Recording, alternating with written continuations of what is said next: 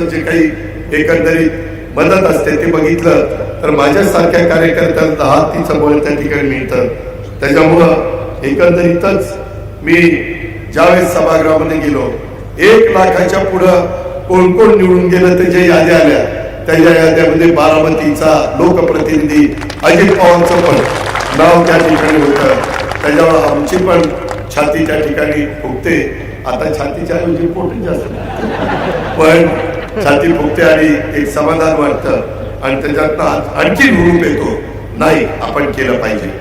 आज देखील काही इंडस्ट्री आणण्याचं काम, आज देखील माझ्या तरुणींच्या करता रोजगार निर्माण करण्याचं काम, आज देखील वेगवेगळ्या संस्थांच्या मध्ये ज्या जागा राहिल्या मोकळ्या रिक्त त्या जागा भरण्याचं काम, त्याच्यामध्ये आज देखील वेगवेगळ्या प्रकारे राज्य सरकारमध्ये ज्या महत्वाच्या जागा भरणं गरजेचंच आहे ह्या देखील जागा भरण्याच्या बद्दलचं नियोजन त्या बाबतीमध्ये करणं, या सगळ्या गोष्टी आपण करायचं ठरवलेलं आहे. आणि त्याच्यामुळं आपण काही काळजी करू नका.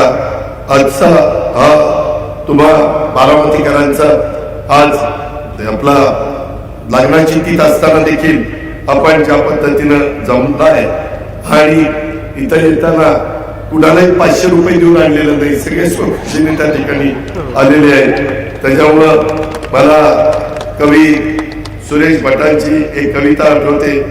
त्या माझ्या मनातल्या भावना त्यातल्या फक्त 4 ओळी आज तुमच्या समोर त्या ठिकाणी सादर करतो.